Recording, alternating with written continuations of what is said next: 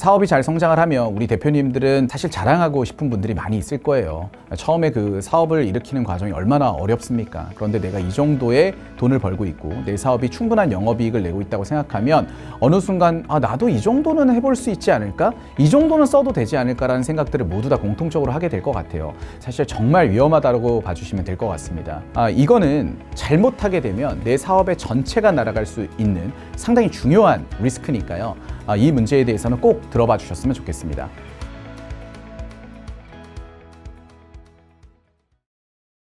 안녕하세요. 신현욱의 경영백서입니다. 여러분들, 사업을 성장시키고 성공시킨다는 것은 정말 어려운 일입니다.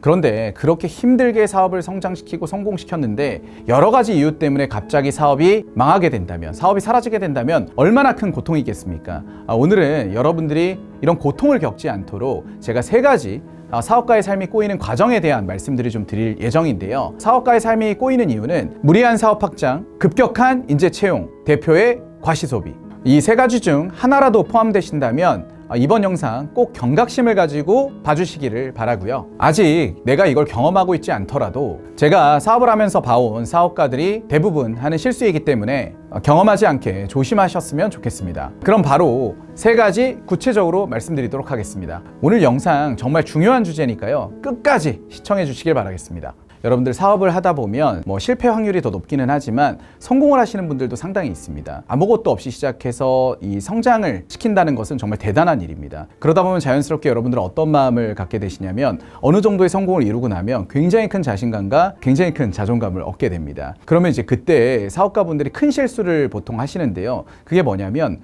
무리하게 새로운 사업들로 확장을 한다는 것입니다.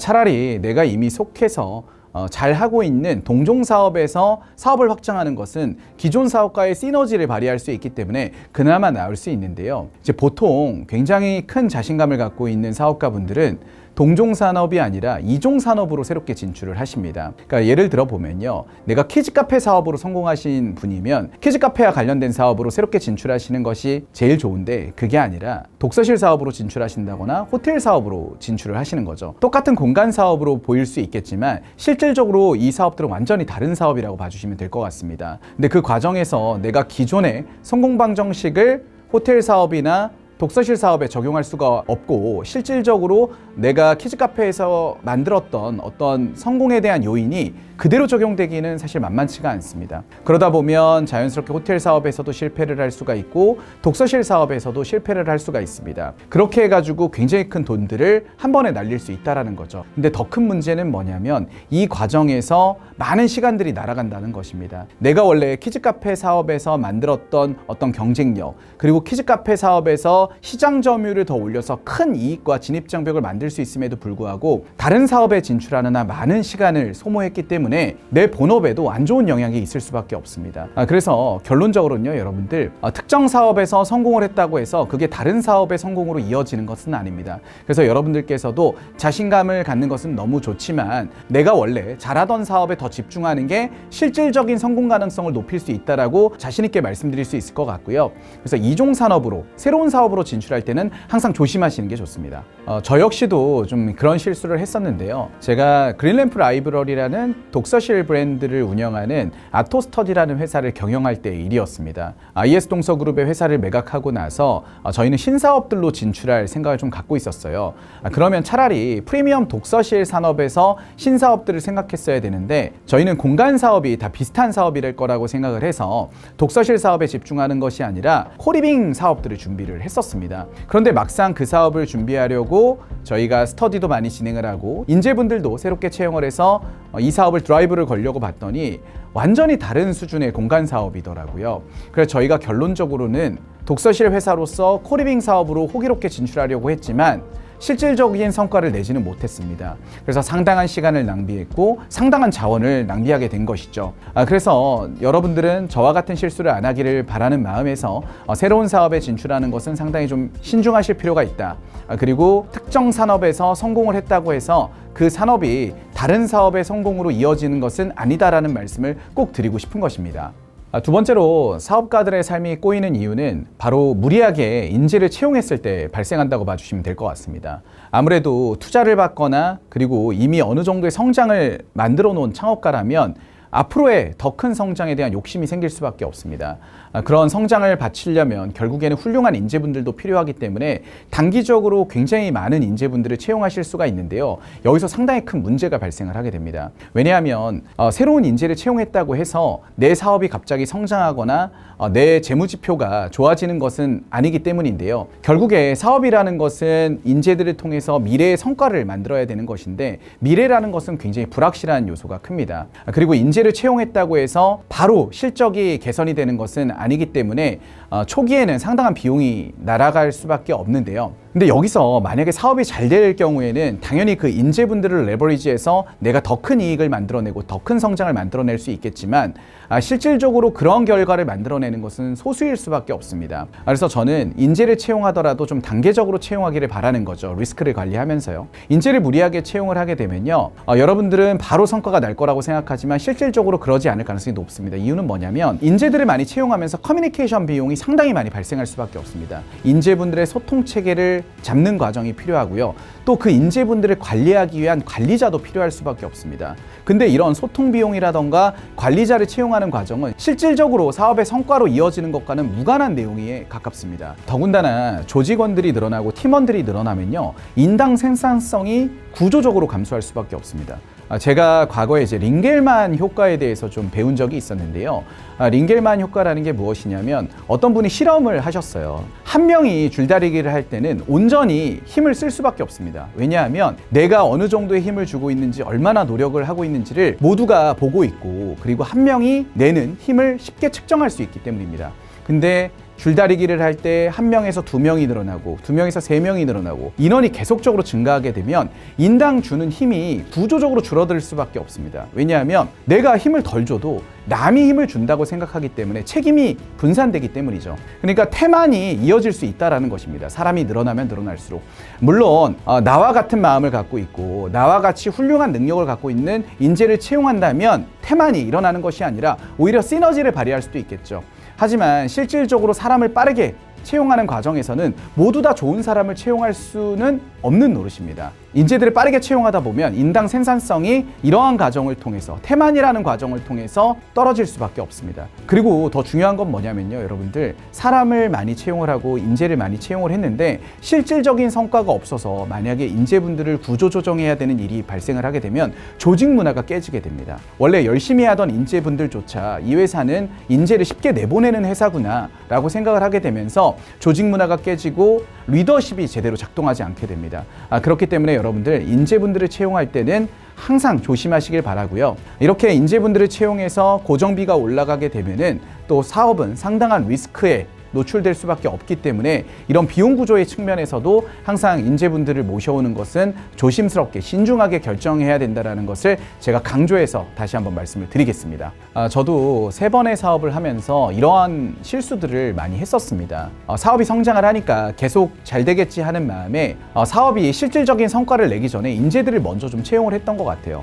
그런데 사업이라는 건요, 여러분들 외부 변수에 상당히 노출되어 있는 경우들도 많이 있기 때문에 내가 열심히 한다고 꼭 성과가 나는 것만은 아닙니다. 결론적으로는 사업이 성장할 거라고 생각해서 인재들을 먼저 채용했지만 결론적으로 사업이 빠르게 성장하지 않으면서 이 인재분들을 빠르게 채용했던 게 다 고정비 부담으로 오게 되었었습니다. 그 과정에서 저는 조직 문화가 굉장히 저해되는 것을 많이 느끼게 되었고 그래서 다시는 이런 실수를 하지 말자라고 스스로 다짐을 했었습니다. 그리고 사업가들의 삶이 꼬이는 과정인 이 3번째는 사실 정말 위험하다고 봐주시면 될 것 같습니다. 공통적으로 사업가들이 하는 실수인데요. 이거는 잘못하게 되면 내 사업의 전체가 날아갈 수 있는 상당히 중요한 리스크니까요. 이 문제에 대해서는 꼭 들어봐 주셨으면 좋겠습니다. 그것은 바로 사업의 본질과는 무관한 과시 소비를 하는 것에 있습니다. 사업이 잘 성장을 하면 우리 대표님들은 사실 자랑하고 싶은 분들이 많이 있을 거예요. 처음에 그 사업을 일으키는 과정이 얼마나 어렵습니까? 그런데 내가 이 정도의 돈을 벌고 있고 내 사업이 충분한 영업이익을 내고 있다고 생각하면 어느 순간 나도 이 정도는 해볼 수 있지 않을까? 이 정도는 써도 되지 않을까라는 생각들을 모두 다 공통적으로 하게 될 것 같아요.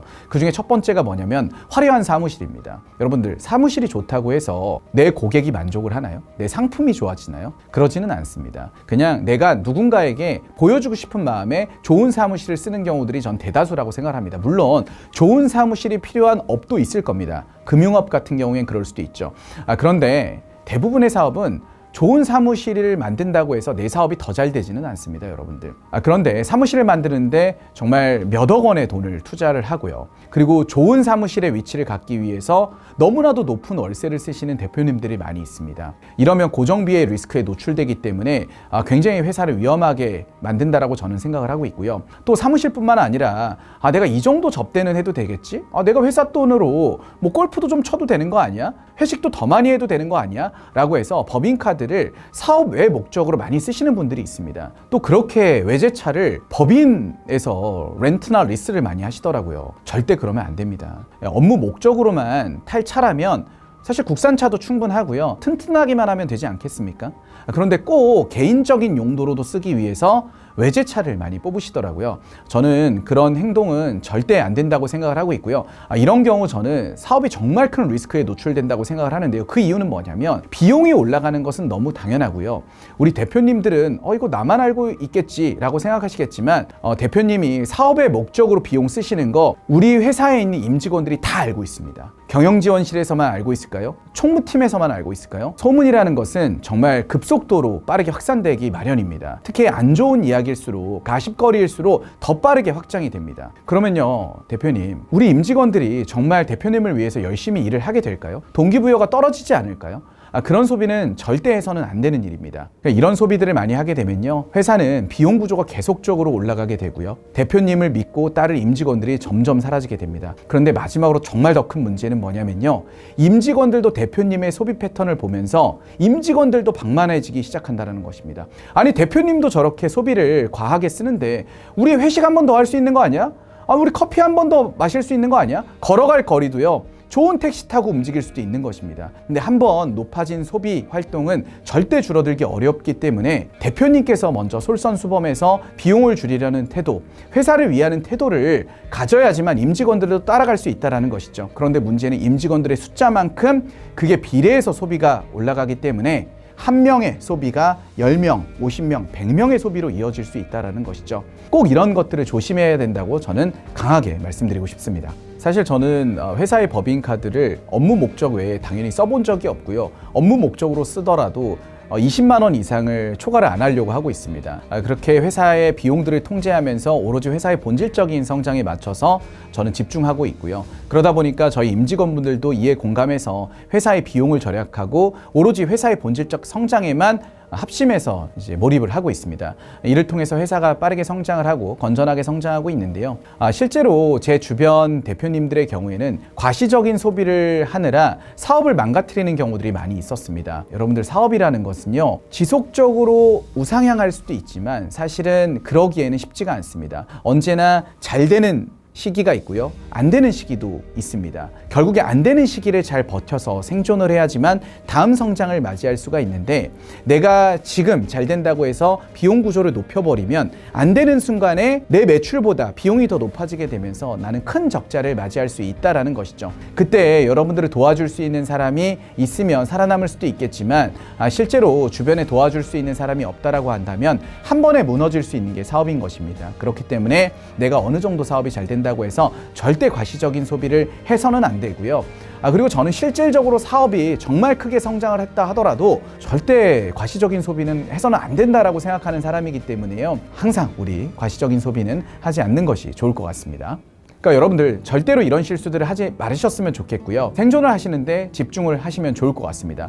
생존을 하게 되면 어느 정도의 성공을 할 수 있을지는 모르겠지만 지속적인 생존을 통해서 성장할 수 있고, 성장을 하다 보면 특정 수준의 성공을 이룰 수가 있습니다. 그러니까 여러분들, 무너지지 않는 것에 집중하신다면 결국에 여러분들에게 기회가 올 수 있으니까요, 너무 단기적으로 내가 어떤 성취를 했다고 해서 바로 소비를 늘리거나 어떤 과한 투자를 좀 지양하셨으면 좋겠습니다. 끝까지 시청해 주셔서 감사드리고요. 지금까지 신현욱이었습니다. 감사합니다.